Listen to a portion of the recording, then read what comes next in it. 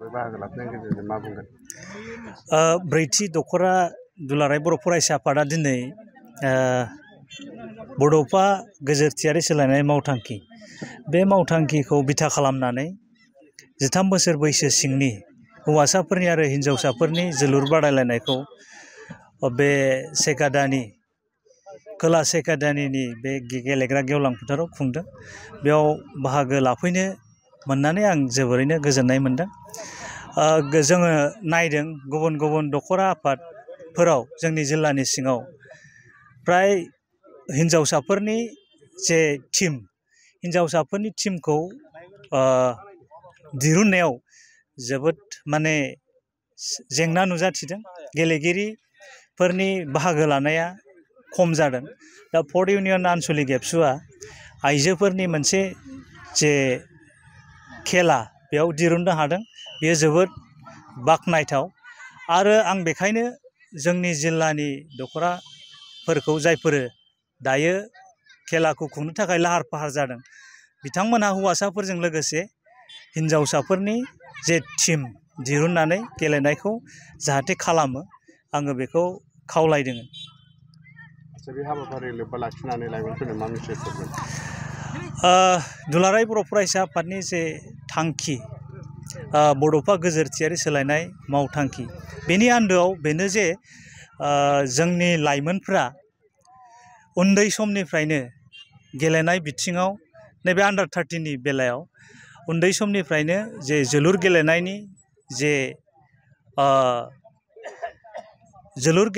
जे रोंगौथि बा जोलुर गेलेनायनि जे सर' बेखौ खालामनानै लानो हायो। आरो जोंनि बर' गथ'फोरनि गेजेराव बा जोंनि बर' सुबुंफोरनियाव जे फुटबल गेलेनायनि जे पटेनसियेलिटि बेयो दंखायो हिसाबै उन्दै समनिफ्रायनो जुदि जोङो मोजाङै गाइड खालामलांनो हायोबा, मोजां मोनसे प्लेटफर्म जोङो खालामलांनो हायोबा, थारैनो जोंनि उन्दै उन्दै गथ'फोरखौ जोङो गोजौ फारसे बा सासे प्रफेसनेल गेलेगिरि 100% नङाबाबो माखासे गथ'फोरखौ जोङो मोजां गेलेगिरि हिसाबै गायसननायनि जे थांखि, बे थांखिजों बे आन्डार 13 फुटबल बेखौ खालामबोबाय थानाय जादों। आरो जोंनि लाइमोनफ्रा उन्दै बैसोआव जे निसा मुवाफोरजों एसे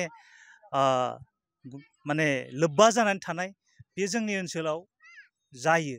दा बे निसा मुवानिफ्राय एसे जानगाराव दोननायनि मोनसे थांखिजोंबो बे हाबाफारिखौ लानाय जादों। क'क्राझार जिल्ला दुलाराय बर' फरायसा आफादा जे देग्लायनि आन्डार 13 फुटबल टुर्नामेन्ट बेखौ पर्बतजरा साब डिभिजननि काजिगाव दखरा एबसुनि सिङाव थानाय शैलेन्द्रनाथ ब्रह्म स्टेडियाम बेयाव खुंफुंनो थाखाय थाम थिम खालामदों। बेनि प्रिपारेसना दायो सोलिगासिनो दङ। 3 आगस्टनिफ्राय 17 आगस्टनि गेजेराव बे हाबाफारिखौ खुंगोन। बेखायनो जाहाथे बे हाबाफारिखौ मदद खालामनो आरो जोंनि गेलेगिरिफोरखौ थुलुंगा होफैनो थाखाय बयखौबो बे हाबाफारिखौ जाफुंसार खालामनायाव मदद होफैनो खावलायनाय जाबाय। 3 बोसोर बैसो सिंनि जोलुर बादायलायनायखौ बबे थावनियाव खुंफुंनाय जादों? जोङो दिनै जे ब्रैथि दखरा दुलाराय बर' फरायसा आफादा जोङो दे 13 बोसोर सिंनि जे फुटबल बादायलायनाय बेखौ जोङो खोला सेकादानि गामियाव दिनै जों लानाय जादों। मोनबेसे हान्जानि गेजेरावहाय जादों? बेवहाय देग्लायहाय जोंना दखरायाबो फिसा हिसाबै दिनै 3 हान्जाल' जादों। बेवहाय हिन्जावसाफोरनिखौ जोङो ओरैनो माबा फ्रेन्डलि मेच बायदिसो गेलेहोनाय जाबाय। मानोना 13 बोसोर सिंनि हिन्जावसाफोरानो बिराद खम ओंखारनाय जादों, 2 3ल'। थेवबो जोङो बिनानावमोनहा जे हिन्जावसा बिनानावमोनहा जे गावसोर जे प्रेक्टिस खालामबाय, खस्थ' खालामबाय थाबाय, थेवबो जोङो दिनै रायजो राजाफोरनि सिगाङाव जे जोङो बेखौनो खेला हिसाबै जोङो बिथांमोनखौ गेलेहोनो नागिरदों, ओरैनो फ्रेन्डलि मेच हिसाबै आरो। जिल्लायाव लांनाया जोंनिफ्राय माबा जोङो नांगौबायदि जोङो गेलेगिरिफोरखौ मोनाखिसै। मानोना दिनै जोंनि ओनसोलनि जे हिन्जावसा बिनानावमोननि जे बैसोआ जे बारा जाजोबनाय जादों, बेवहाय 2 3ल' जोङो आन्डार 13आव बेबायदि जाहैनाय जादों। बेनि थाखायनो माखासेया बैसोआ बारा जानायनि थाखाय जोङो जाहैगोन ना जाहैया जों बेवहाय टिमखौ गोनो गोथोआव दङ आरो दा। नोंथांमोना नैबे 13 बोसोर बैसोनि जोलुर बादायलायनाय हाबाफारि खुंफुंनायजों लोगोसे आरो मा हाबाफारि लाबावनो थाग थियारि जाना दं? जोङो दाथ' जोङो गरम बन्दनि जे गोलोम बोथोरनि कचिं जे 9 आरो 10 बेखौ जोङो होगासिनो दं आरो बियो जोंना जोबथ'वाखै, बावैसोनि उनावनो जोबसिगोन। आरो बे जोबखांनायनि उनाव जोङो जे नैबे 27 जुलाइआव जे जोंनि ओनसोलनि लाइमोनफोरखौ लानानै जे 9, 10 आरो 11, 12 जे फरायनाय फंबाय बिनानावमोनखौ लानानै जोङो मोनसे केरियार काउन्सिलिं जोङो प्रग्राम हाबाफारि लानो नागिरदों।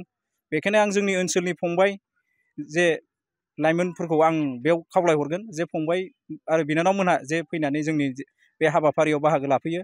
आरो जोङो बे जोबखांनायनि उनावनो जोङो 5 आगस्टआवहाय जोङो बेखौबो फोरमायहरनो आं सानदों जे जोंनि ओनसोलाव जोङो मोनसे समाजखौ गोग्गो जानांगौनि थाखाय जे जोंनि गामिनि इन्टेलेक्सुवेलफोर आरो फोरोंगिरिफोरखौ जे मावनानै जे रिटायार जालांबाय बिथांमोनखौ लानानै जे जोङो मोनसे हाबाफारि लानो नागिरदों।